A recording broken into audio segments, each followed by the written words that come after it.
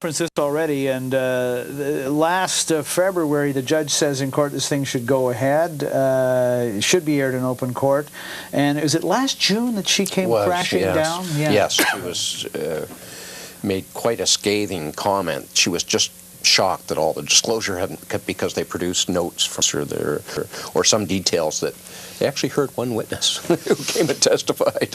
Only one witness has testified, and he said that he had disclosed something and it wasn't in any disclosure. So the judge realized that not all the disclosure notes had been made. So. And it went on. It's gone on since then, right? Every now and then, the defense hears 1,000 documents or whatever coming along. Even the secret witnesses came up, after 3 years, out of the blue.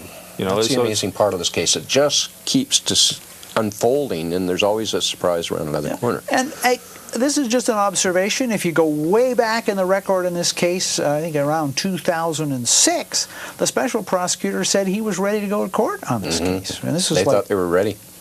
So we've had a lot of disclosure. This is Leonard Krogh raising the other issue of disclosure in this case, and this is the question: does this case ever go to trial? Leonard Krogh. There is a risk based on a line of cases out of the Supreme Court of Canada, including Regina versus Askov, that if trials are delayed and the delay is seen to be at caused by the Crown, that in fact charges can be dismissed, even though there may be significant evidence of criminal behavior. That is a risk in this case. What do you think, Neil? It's certainly a possibility, and it's certainly something that the defense is going to be raising soon. In the next few months, so much time has elapsed. There's the constitutional right to a speedy trial.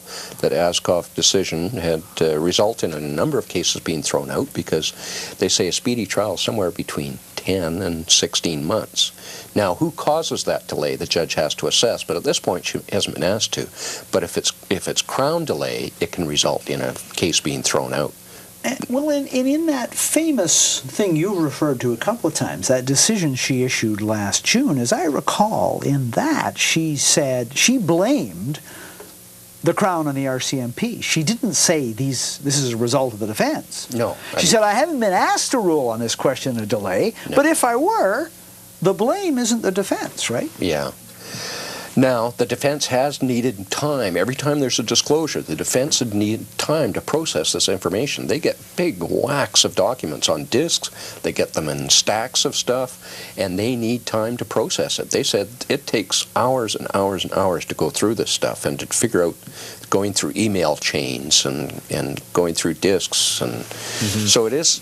The defense has delayed some of this because they need time to go through the stuff. Now, there's another issue which we haven't talked about, which has to be resolved, and when a day will come where the judge has said the disclosure has been met, everything has been disclosed. Then we go to a phase of the trial, Neil, where the question is what's admissible, right? These are wiretaps. So the defense presumably can go in and say, well, there was a problem with these wiretaps. You would hope all those pretrial motions have been dealt with, but really once the trial starts, we're going to start hearing those legal challenges on those issues because it's a judge-alone trial. So you may start into a witness and get a challenge for a constitutional challenge on the wiretap. And the defense, Michael Bolton, one of the lawyers, is well known for his expertise in that area on wiretaps, admissibility. Also, we go back to some of the information that's already been disclosed. The RCMP may have misled a judge over exactly where the address was on the actual warrant to get a tap on Dave Bazzi's phone. It wasn't obvious it was the legislature buildings. When they actually came to the legislature for the raid, the room number was wrong on the warrant. So the RCMP's conduct, again, on how they got those wiretaps is going to come under scrutiny in the court. And the defense will likely argue that based on their conduct, they're going to argue a lot of it is inadmissible. Certainly the prosecution, though, in that sense, said that those errors were corrected. Those are simple housekeeping matters. They had the wrong office at one point. It was corrected in a later search warrant and later documents. So those are more minor, but the major thing is going to be the constitutional challenge of the wiretap. Tentatively, assuming they get through the disclosure issue, and we go to then the wiretap issue, and wiretap evidence usually isn't thrown out in Canadian courts, so I guess it can be. This case is unusual in every other respect.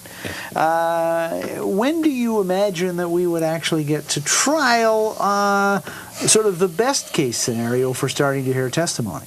Well, for a Crown opening statement and testimony, I would say we're at least 2.5 months away, maybe longer.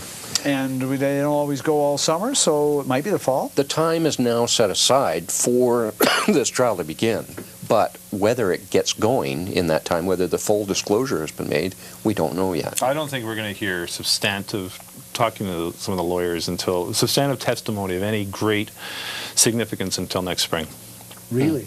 Right in the middle of the provincial election campaign. Just before the election campaign, I mean, more than one person has speculated. The election's in May. It's Gary Collins and other blasts from the past on the witness stand in February. It could happen. Now, that is not a scenario the government imagined when this came. The Liberals sort of just wish this whole thing would go away, and I suppose if the case collapses, it might go away. But even if the case does collapse, and we're not predicting it, we're just letting you know that that is one of the many scenarios, along with it goes on forever. The case collapses. Here's Leonard Krogh talking about, well, I mean, he may be in a position to be in government someday, so he could make good on this commitment, and that is whether this case should be followed with a public inquiry. Leonard Krogh. Absolutely, whatever the outcome of the case is, there should be a full public inquiry. This was an unprecedented raid on the BC legislature. We've never seen anything like it. I don't think the trial will ever answer all of the questions that the public deserves answers to. If there's a young person in your family, send them to law school now, because if this thing goes to a public inquiry, everyone in government is going to need a lawyer. And that's part of the problem with public inquiries, is people lawyer up and the thing can just drag to a standstill. That's what happened with the Bingo Gate inquiry. The Bingo inquiry, I was in there one day. There were 22 lawyers in the room, all paid for by the government. And I knew one of the lawyers who says he felt awful to going in there and was basically making money by making procedural arguments, and it really did not advance the state of knowledge people were looking for in Bingo Gate.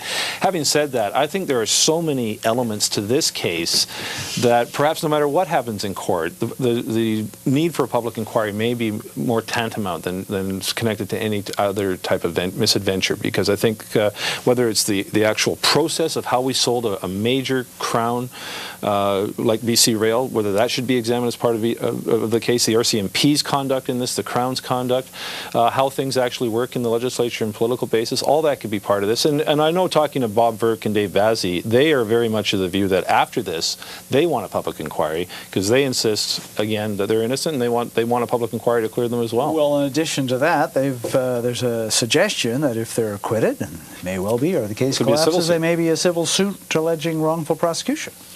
Yes, I think the RCMP, they've been in the news in some ways on that issue in the past. I'm not sure how successful those suits are, but I can tell you, I think some of the defendants here are getting ready to fire back at the people who've been aiming at them for the last few years.